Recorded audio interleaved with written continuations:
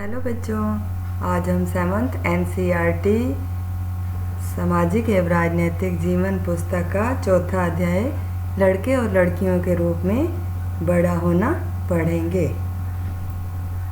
लड़का या लड़की होना किसी की भी एक महत्वपूर्ण पहचान है, उसकी अस्मिता है।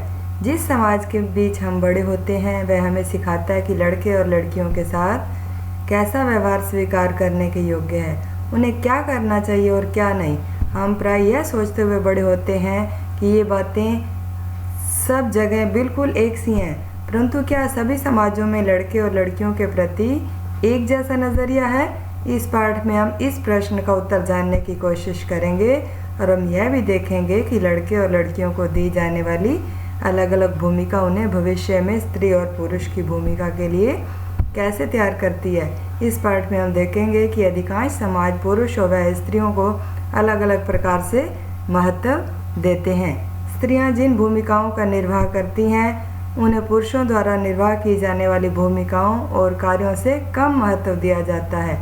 इस पाठ में हम यह भी देखेंगे कि स्त्री और पुरुष के बीच काम के क्षेत्र में असमानताएं कैसे उभरती हैं। हम ये प्रतिदिन के दैनिक जीवन में हम देखते हैं कि स्त्रियों को अलग काम दिए जाते हैं, पुरुषों को अलग काम दिए जाते हैं। स्त्रियां जो घर का काम करती हैं, मान लो वो बाहर का काम नहीं करती, कोई नौकरी नहीं करती या कमा के नहीं लाती, तो उनके काम को कोई महत्व नहीं दिया जाता है। यही हम इस पाठ के अंदर पढ़ेंगे। जबकि उनका घर का काम बहुत महत्वपूर्ण होता है। वो एक दिन भी काम ना करें तो सारा घर हिल जाता है कि अब काम कौन करेगा, ये कैसे होगा। हाँ जी, 1920 के दशक में समोआ द्वीप में बच्चों का बड़ा होना। समोआ द्वीप है एक प्रशांत महासागर के पास, तो वहाँ देखते हैं कि 1920 के दशक में वहाँ के बच्चे कैसे बड़े होते हैं। समोआ द्वीप प्रशांत महासागर के दक्षिण में स्थित छोटे छोटे द्वीपों का समूह का एक ही भाग है। समोअन समाज पर किए गए अनुसंधान की रिपोर्ट के अनुसार 1920 के दशक में बच्चे स्कूल नहीं जाते थे। वे बड़े बच्चों और वयस्कों से बहुत सी बातें सीखते थे, जैसे छोटे बच्चों की देखभाल या घर का काम कैसे करना आदि। द्वीपों पर मछली पकड़ना बड़ा महत्वपूर्ण कार्य था। वहाँ जो आम परिवारों के बच्चे हैं ना, यही काम करते हैं, मछलियाँ पकड़ना। इसलिए किशोर बच्चे मछली पकड़ने के लिए सुदूर यात्राओं पर जाना सीखते थे, लेकिन ये बातें वे अपने बचपन के अलग अलग समय पर सीखते थे। छोटे बच्चे जैसे ही चलना शुरू कर देते थे, उनकी माताएं बड़े लोग उनकी देखभाल करना बंद कर देते थे। यह जिम्मेदारी बड़े बच्चों पर आ जाती थी, जो प्राय समय भी 5 वर्ष के आसपास की उम्र के होते थे। अब देखो, 5 साल के होते ही अपने छोटे बहन भाइयों की देखभाल शुरू कर देते थे। लड़के और लड़कियां दोनों अपने छोटे बहन भाइयों की देखभाल करते थे, लेकिन जब कोई लड़का लगभग 9 वर्ष का हो जाता था, वह बड़े लड़कों के समूह में सम्मिलित हो जाता था और बाहर के काम सीखता था, जैसे मछली पकड़ना और नारियल के पेड़ लगाना। लड़कियां जब तक 13-14 साल की नहीं हो जाती थी, वे छोटे बच्चों की देखभाल और बड़े लोगों के छोटे मोटे कार्य करती रहती थी। लेकिन एक बार जब वो 13-14 साल की उम्र की हो जाती थी, वे अधिक स्वतंत्र हो जाती थी। लगभग 14 वर्ष की उम्र के बाद वे भी मछलियाँ पकड़ने जाती थी, बागानों में काम करती थी और डालियाँ बुनना सीखती थी। खाना पकाने का काम अलग से बनाए गए रसोई घरों में ही होता था, जहाँ लड़कों को ही अधिकांश काम करना होता था और लड़कियां उनकी मदद करती थी। अब देखो, अलग अलग जगह पर अलग अलग परंपरा। समोआ द्वीप में लड़के और लड़कियां कैसे बड़े होते हैं, भी बड़े होकर वहाँ लड़के ज़्यादा काम करते थे और रसोई के अंदर खाना पकाने में, और लड़कियाँ उनकी मदद करती थी। तो आपके बड़े होने का अनुभव समोआ के बच्चों और किशोरों के अनुभव से किस प्रकार भिन्न है? इन अनुभवों में वर्णित कोई ऐसी बात है जिसे आप बड़े होने के अनुभव में शामिल करना चाहेंगे? तो हमारे यहाँ क्या होता है कि रसोई का काम ज़्यादातर लड़कियाँ करती हैं, लड़कों को कोई छोटी मोटी हम कई बार मदद के लिए कह देते हैं। ये अंतर नोट किया है। 1960 के दशक में मध्य प्रदेश में पुरुष के रूप में बड़ा होना। अब ये मध्य प्रदेश का देखते हैं कि 1960 के दशक में निम्नलिखित आरेख 1960 के मध्य में एक छोटे शहर में रहने और स्कूल जाने के वर्णन से लिया गया है। अब स्कूल के बच्चों की कहानी पर आधारित है, ये कैसे लड़के और लड़कियां स्कूल जाते थे और वापस आते थे। कक्षा 6 में आने के बाद लड़के और लड़कियां अलग अलग स्कूलों में जाते थे। 5वीं तक तो उनका एक ही स्कूल होता था, फिर वो अलग अलग स्कूल में जाते थे। लड़कियों के स्कूल लड़कों के स्कूल से बिल्कुल अलग ढंग से बनाए जाते थे। उनके स्कूल के बीच में एक आंगन होता था जहाँ से वे बाहरी दुनिया से बिल्कुल अलग रहकर स्कूल की सुरक्षा में खेलती थी। लड़कों के स्कूल में कोई ऐसा आंगन नहीं होता था, बल्कि उनके खेलने के लिए मैदान, बस एक बड़ा सा खुला स्थान जो स्कूल से लगा हुआ होता था।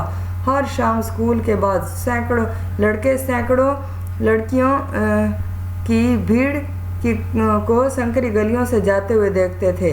सड़कों पर जाती हुई ये लड़कियां बड़ी गंभीर दिखती थी। यह बात लड़कों से अलग थी, जो सड़कों को अनेक कामों के लिए उपयोग करते थे, जैसे कि यूं ही खड़े खड़े गली में समय बिताने के लिए, दौड़ने और खेलने के लिए, साइकिल चलाने के करतबों को आजमाने के लिए।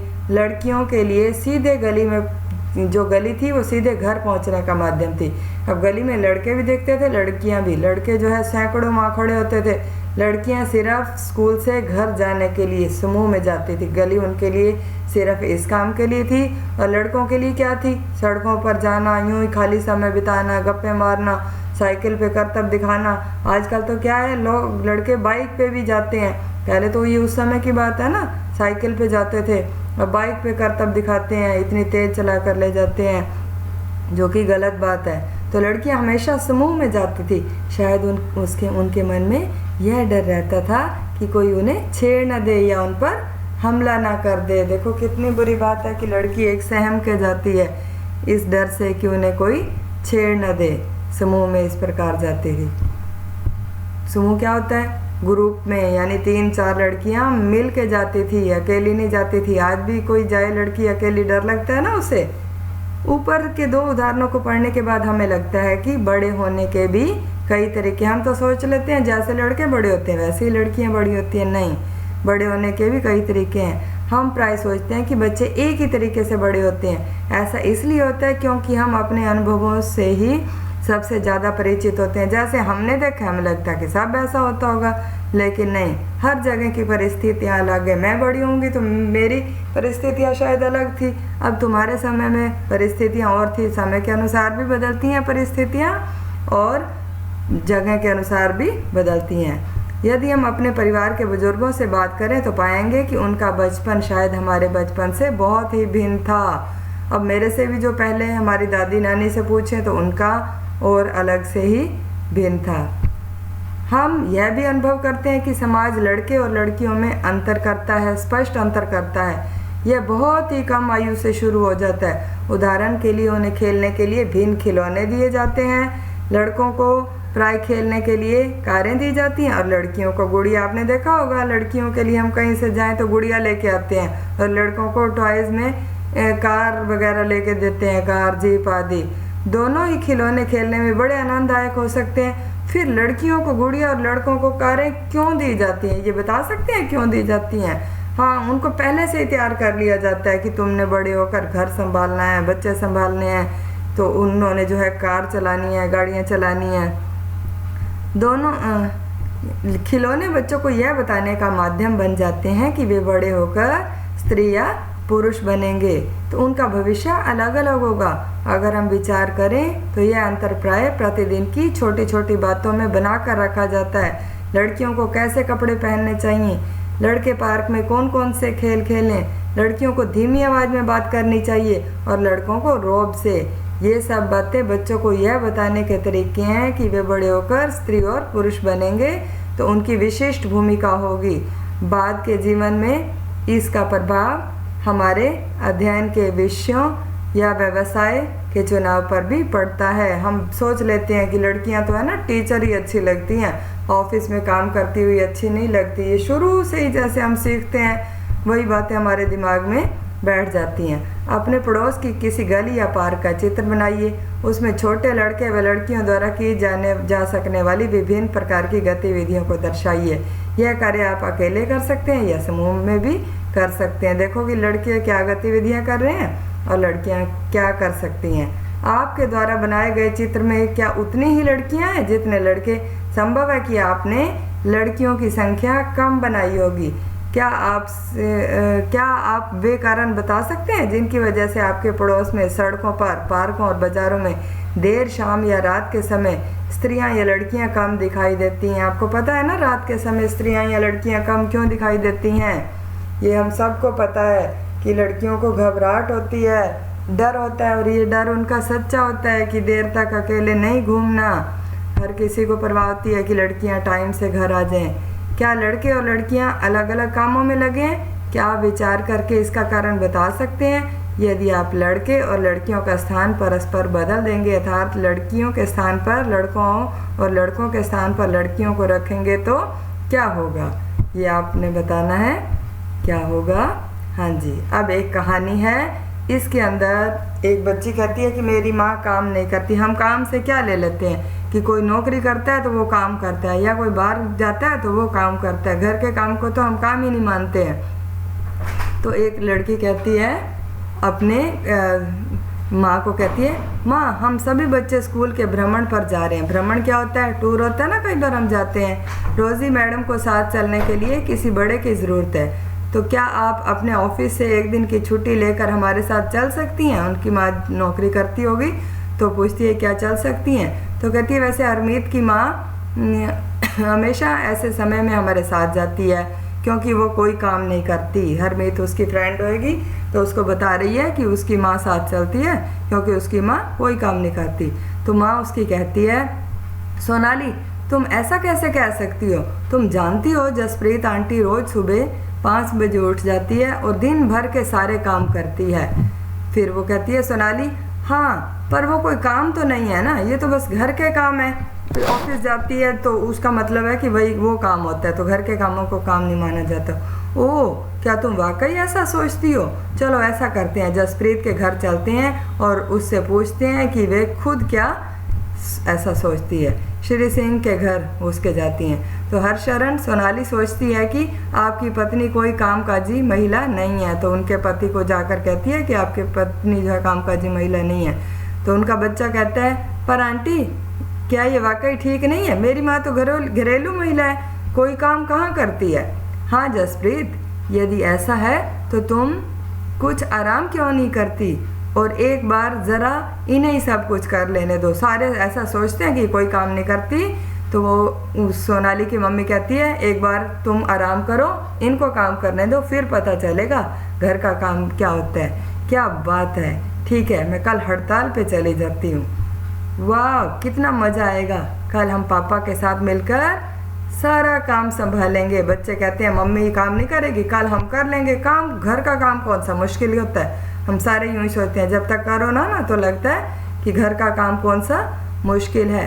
अगली सुबह 7:30 बजे, जब अगली सुबह 7:30 बजते हैं तो पिता ने अब जाना है, ऑफिस जाना है या अपने काम पर जाना है, तो माँ तो आज हड़ताल पर है। तो कहते हे भगवान समय तो देखो, मेरा नाश्ता कहाँ है और बच्चे अभी तक तैयार क्यों नहीं हुए हैं।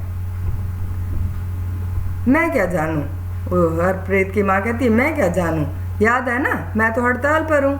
आज तो मंगला ने भी छुट्टी ले रखी है, मंगला जो उनके काम पे आती होगी।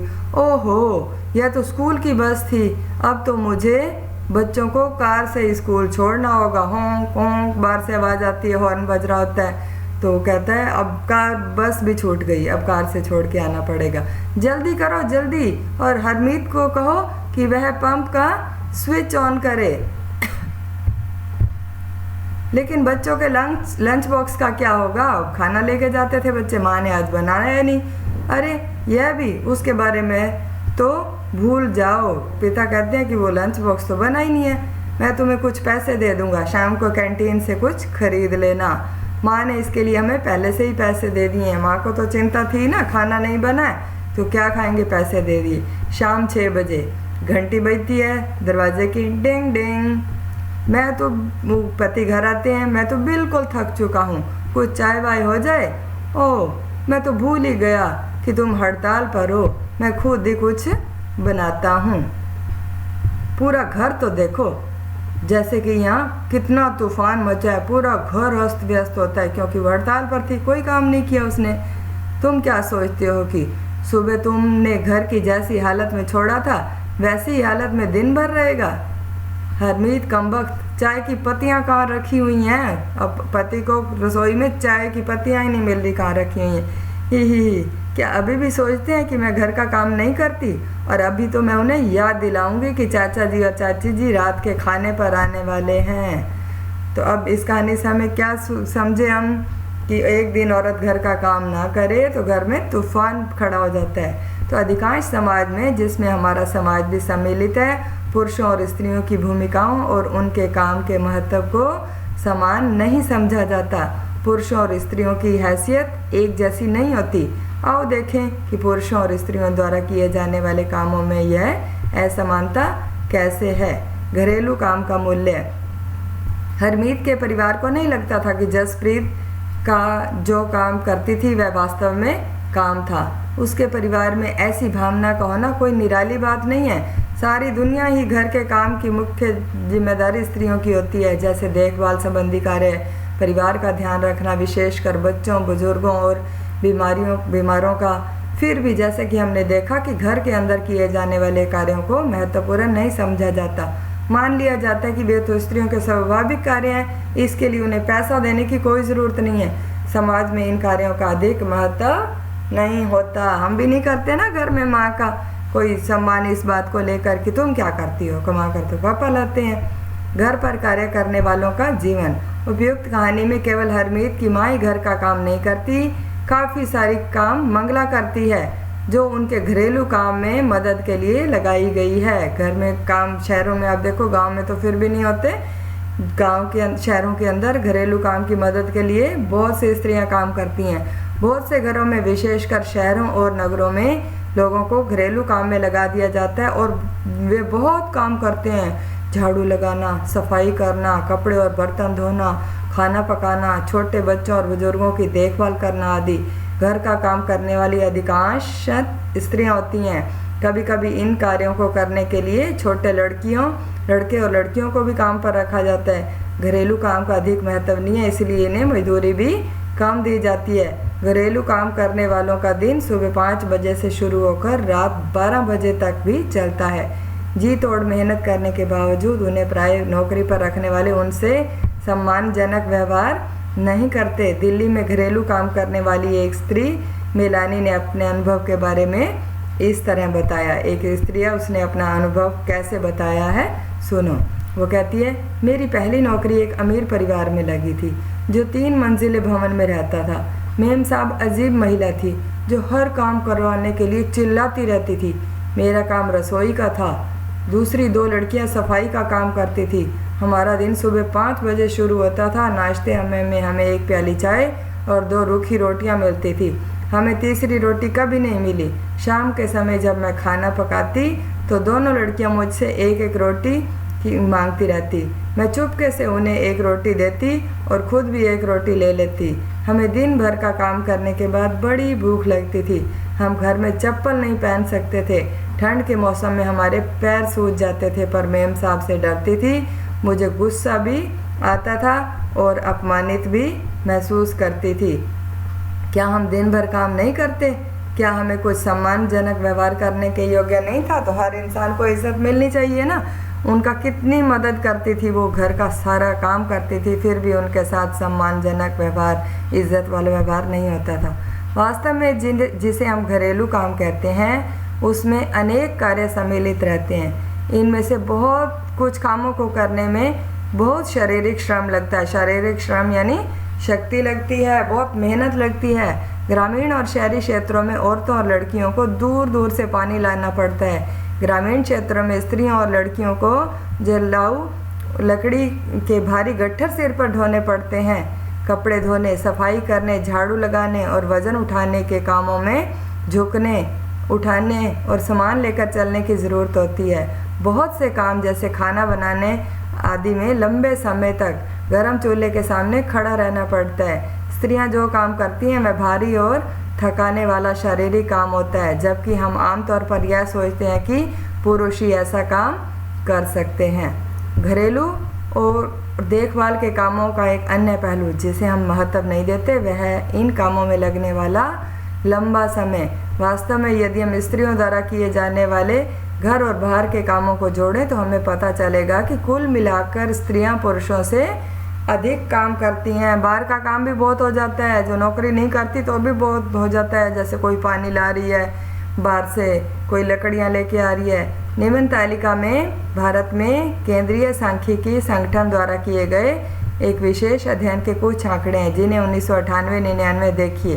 क्या आप रिक्त स्थानों को भर सकते हैं? हरियाणा और तमिलनाडु राज्यों में स्त्रियां प्रति सप्ताह कुल कितने घंटे काम करती हैं? इस संबंध में स्त्रियों और पुरुषों में कितना फर्क दिखाई देता है? तमिलनाडु और हरियाणा के ये आंकड़े हैं कि एक सप्ताह के अंदर, एक हफ्ते के अंदर कितना काम करते हैं राज्य। देखो हरियाणा में स्त्रियों के वेतन सहित कार्य के घंटे 23 घंटे जो वेतन, ये औसत निकाले जाते हैं, पूरे स्त्रियों को जोड़ लिया जाता है कितनी हैं, चाहे वो घर बैठी हैं चाहे वो जॉब करती हैं, उनका औसत, एवरेज हम औसत निकालते हैं ना मैथ्स में, तो इस तरह औसत।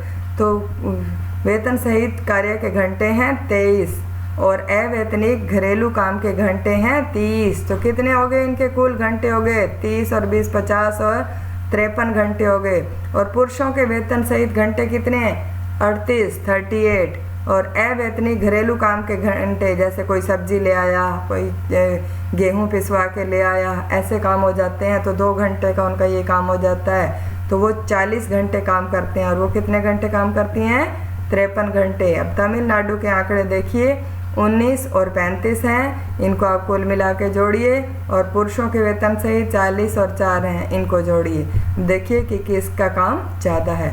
महिलाओं का काम और समानता। जैसा कि हमने देखा कि महिलाओं के घरेलू और देखभाल के कामों को कम महत्व देना एक व्यक्ति के परिवार का मामला नहीं है, यह स्त्रियों और पुरुषों के बीच असमानता की एक बड़ी सामाजिक व्यवस्था का भाग है। इसलिए इनके समाधान हेतु जो कार्य किए जाने हैं वह केवल व्यक्तिगत या पारिवारिक स्तर पर नहीं, वरना शासकीय स्तर पर भी होने चाहिए। यानी सरकार को भी इनका करना चाहिए कुछ न कुछ निश्चित। हम जानते हैं कि समानता हमारे संविधान का महत्वपूर्ण सिद्धांत है। संविधान कहता है कि स्त्री या पुरुष होने के आधार पर भेदभाव नहीं किया जा सकता, परंतु वास्तविकता में लिंग भेद किया जाता है। सरकार इसके कारणों को समझने के लिए और इसकी स्थिति को सकारात्मक निदान ढूंढने के लिए वचनबद्ध है। उदाहरण के लिए सरकार जानती है कि बच्चों की देखभाल और घर के काम का बोझ महिलाओं और लड़कियों पर पड़ता है। स्वाभाविक रूप से हम इसका असर लड़कियों के स्कूल जाने पर भी पड़ता है। इसलिए निश्चित होता है कि क्या महिलाएं घर के काम और बाहर के काम कर सकेंगी? यदि करेंगी तो किस प्रकार का काम या कार्य क्षेत्र चुनेंगी? अब आप देखो, घर में अगर बच्चे को संभालना है या घर का काम करना है, कोई ऐसी प्रॉब्लम है, तो क्या होगा? लड़के को घर बिठाएंगे या लड़की को बिठाएंगे भी तू स्कूल छोड़ दे? आप अपने मन से सोच के बताओ। लड़की को बिठाएंगे ना भी तू स्कूल छोड़ दे। लड़का स्कूल चला जाता है, इसने तो पढ़ाई करनी है, तूने क्या करना है? तूने तो आगे भी घर के काम करने हैं। तो पूरे देश के कई गांव में शासन ने आंगनवाड़ी और बालवाड़ियां खोली हैं। ये किस लिए खोले गए हैं? ताकि माएँ काम पर जा सकें, बच्चों को वहाँ छोड़कर। शासन ने एक कानून बनाया है जिसके तहत किसी संस्था में महिला कर्मचारियों की संख्या 30 से अधिक है तो उसे वैधानिक रूप से बालवाड़ी क्रैश की सुविधा देनी होगी। अगर कोई ऐसी कंपनी है या ऐसी कोई ऑफिस है जहाँ 30 से अधिक महिलाएं काम करती हैं तो वहाँ पर एक बालवाड़ी क्रैश की सुविधा देनी होगी, जहाँ औरतें अपने बच्चों को ले आएँ, वहीं छोड़ दें और बीच में फीड भी करवा सकें, बीच में जाकर हाफ टाइम के अंदर उनको देख भी सके बच्चों को और जाते हुए ले जाएं। बालवाड़ी की व्यवस्था होने से बहुत सी महिलाओं को घर से बाहर जाकर काम करने की सुविधा होगी। इससे बहुत सी लड़कियों को स्कूल जाना भी संभव हो सकेगा। बहुत सी स्त्रियां, जैसे कहानी में सोनाली की माँ और हरियाणा में वह तमिलनाडु की महिलाएं जिनका सर्वेक्षण किया गया, घर के अंदर व बाहर दोनों जगह काम करती हैं। इससे प्राय महिलाओं के काम को दोहरे बोझ के रूप में जाना जाता है। तो महिलाओं का दोहरा बोझ क्या है? घर का काम भी करना और बाहर का भी करना। जैसे जो औरतें नौकरी भी करती हैं, जॉब करके आती हैं, तो उसके बाद भी घर का काम किसे करना पड़ता है? स्त्री को ही करना पड़ता है। ये नहीं है कि पुरुष कपड़े धो देगा, खाना बना देगा, ऐसा नहीं है। लेकिन आजकल कुछ ना कुछ सोच बदलती जा रही है, मदद कर रहे हैं। इसमें भी देखो, यह पोस्टर बंगाल की महिलाओं के एक समूह में बनाया गया है। क्या इसे आधार बनाकर कोई अच्छा सा नारा तैयार कर सकते हैं कि महिला देखो कितने काम कर रही है, पौधे रोप रही है, बच्चों को पाल रही है, बच्चे खेल रहे हैं। तो देखो ये कहती है, मैं हर कहीं मौजूद, मेरी अनदेखी और नहीं संभव, कौन सी वह तुम्हारी उपलब्धि जिसमें मेरा नहीं है यह भाग। औरत को चाहिए अपना अधिकार, औरत को चाहिए अपना अधिकार। तो महिलाओं को भी वही सुविधा मिलनी चाहिए जो पुरुषों को मिली हुई है। क्या आप इस बात से सहमत हैं? जो आपको बीच बीच में उदाहरण दिए गए आपको समझ आए होंगे कि ये हमारे वास्तविक जीवन से संबंधित हैं, पुरुष और महिलाओं के कामों को लेकर। तो अब इसमें है, हमारे प्रश्न है, सभी समुदाय और समाजों में लड़के और लड़कियों की भूमिकाओं के बारे में एक जैसे विचार नहीं पाए जाते। हाँ, नहीं पाए जाते। अब आजकल तो बदल गए हैं। जब बच्चों का हम पालन पोषण करते हैं तो उनको अब हम समानता देते हैं, शिक्षा में भी हम बराबर लेते हैं। लेकिन कई जगह अभी भी ऐसा है। हमारा समाज बढ़ते हुए लड़के और लड़कियों में कोई भेद नहीं करता, बिल्कुल करता है ये भेद हमारा समाज। अगर हम कुल मिला के समाज का औसत देखें तो भेद करता है। वे महिलाएं जो घर पर रहती हैं, कोई काम नहीं करती। आप अब क्या मानते हो, वो कोई काम नहीं करती?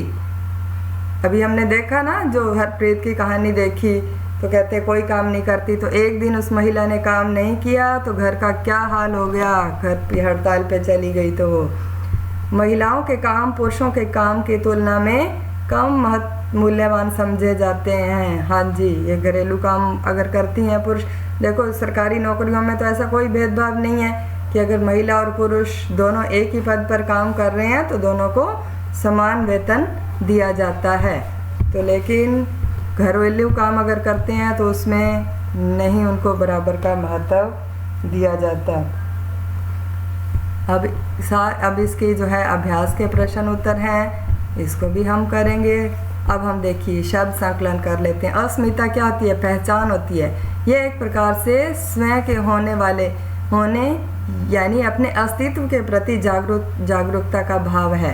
एक व्यक्ति की कई अस्मिता हो सकती है। उदाहरण के लिए एक ही व्यक्ति को एक लड़की, बहन और संगीतकार की तरह अस्मिता जा सकता है। दोहरा बोझ हमने बीच में पढ़ा ना, शाब्दिक रूप से इसका अर्थ है 2 गुना वजन। सामान्यतः इस शब्द का महिलाओं के काम की स्थितियों को समझने के लिए प्रयोग किया गया है। यह तथ्य को स्वीकार करता है कि महिलाएं आमतौर पर घर के भीतर और घर के बाहर दोहरा कार्यभार संभालती हैं। देखभाल क्या होता है? देखभाल के अंतर्गत अनेक काम आते हैं, जैसे संभालना, ख्याल रखना, पोषण करना। शारीरिक कार्यों के अतिरिक्त इसमें गहन भावात्मक पहलू भी सम्मिलित है।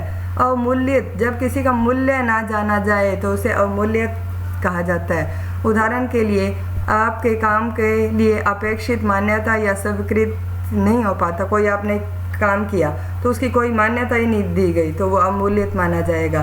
तब वह समय को अवमूल्यित महसूस करता है। उदाहरण के लिए देखें, अगर कोई लड़का अपने मित्र के लिए घंटों सोच विचार करके बहुत खोज कर एक उपहार बनाता है और उसका मित्र उसे देखकर कुछ भी ना कहे तो ऐसे में पहला लड़का अवमूल्यित महसूस करता है। तो इसी तरह से हम कई बार घर का काम करते हैं तो उसमें हम कोई भी हमें महत्व नहीं दिया जाता तो हम अवमूल्यित महसूस करते हैं।